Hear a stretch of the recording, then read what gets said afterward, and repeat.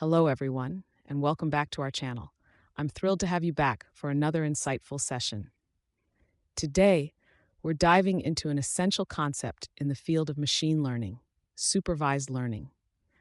This is a fundamental technique that underpins many applications of AI, and understanding it is crucial for anyone looking to delve deeper into the world of technology. So, what exactly is supervised learning? At its core, supervised learning involves training a model using labeled data. This means that we work with a dataset that includes both inputs and their corresponding outputs. The model learns from this data to make predictions. Let's break that down a bit further. First, we have inputs, often referred to as features. Features are the individual measurable properties or characteristics of the data that we use to make our predictions. For instance, if we were to predict house prices, the features could include the size of the house in square feet, the number of bedrooms, the location, and even the age of the property. These features can be numerical, like age or price, or categorical, such as the type of house or neighborhood. Next, we have the outputs, which are the results we want our model to predict. Outputs, also referred to as labels, are the results we want our model to predict based on the inputs. Continuing with the house price example, the label would be the actual price of the house. Each entry in our dataset will have its corresponding output that the model aims to predict. In our house price example, the output would be the actual price of the house. Each entry in our dataset comes with the corresponding output that the model aims to predict, allowing it to learn from past examples. The primary objective of supervised learning is to enable models to make accurate predictions on new, unseen data. This involves several key steps. First, the model learns from labeled data, where both the inputs and outputs are clearly defined. By analyzing this dataset, the model identifies the underlying patterns and relationships that exist between the features and their corresponding labels. After the training phase, the next crucial step is generalization. A well-trained model should be able to apply the knowledge it has acquired to new data it hasn't previously encountered. This ability to generalize effectively means that the model can make accurate predictions even when faced with unseen examples, which is essential for real-world applications. Supervised learning is widely utilized across various fields, demonstrating its versatility and importance. In healthcare, for instance, it is used to predict disease outcomes based on patient data, helping to improve diagnosis and treatment strategies. In finance, supervised learning algorithms classify transactions as either fraudulent or legitimate, enhancing security measures and reducing financial losses. In the marketing sector, it is employed to predict customer churn, allowing businesses to develop targeted strategies to retain their customers. In summary, supervised learning equips machines to learn from historical data, enabling them to make informed prediction and decisions based on the patterns they have identified. This powerful approach is foundational in many AI applications, driving advancements across diverse industries. Now let's dive deeper into the two main types of supervised learning, each with its unique purpose and application. These types, regression and classification, are at the core of how machine learning models solve different kinds of problems. Whether you're predicting house prices or identifying spam emails, understanding these types will help you see how machine learning models are designed to handle different data scenarios. In regression, we work with continuous data, meaning the output can be any number within a range. The model's job is to predict a numerical value based on the input features. For instance, imagine you're trying to predict the price of a house. The features could include location, size, and the number of bedrooms, and the output would be a continuous number, like the price of the house.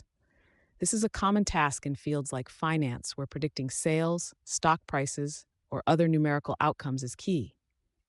In classification, the model deals with categorical data.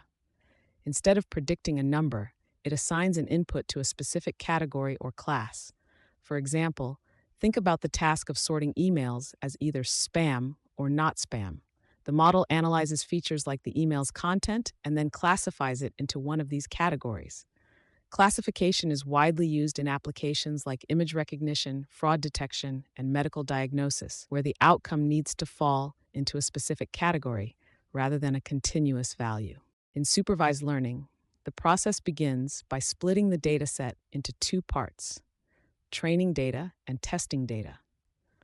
The training data is the part where the model learns by identifying patterns and relationships between the input features and the output labels.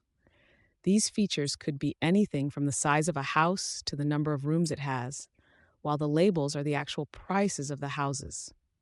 Once the model has learned from this data, it's tested on the testing data. This step is crucial because it evaluates the model's performance on unseen data, ensuring it hasn't just memorized the training examples but can generalize well to new data. Another essential concept is the distinction between features and labels. Features are the input variables that describe the data, like house size or location, and these factors help the model predict the label. The label is the actual output we're trying to predict, such as the house price in this example. The goal in supervised learning is to help the model learn the relationship between the features and the labels, so when presented with new features, it can accurately predict the label. During the model training phase, the model learns by analyzing patterns and relationships between the input features and the corresponding output labels in the training data. For example, if the goal is to predict house prices, the model studies how features like the size of the house, number of bedrooms, or location influence the price. As it processes more data, the model gradually refines its understanding of these patterns.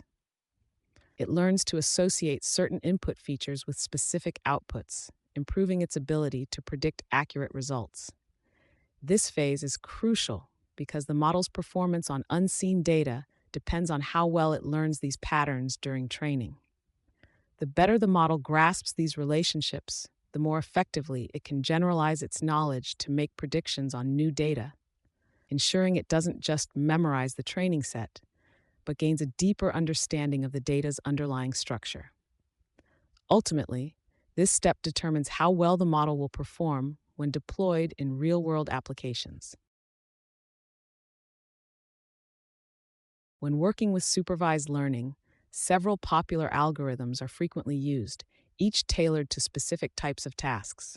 Linear regression is one of the most commonly applied algorithms, particularly for predicting continuous values such as house prices or sales figures. It models the relationship between the features and the output as a straight line, making it effective for simpler tasks where the output is a continuous number.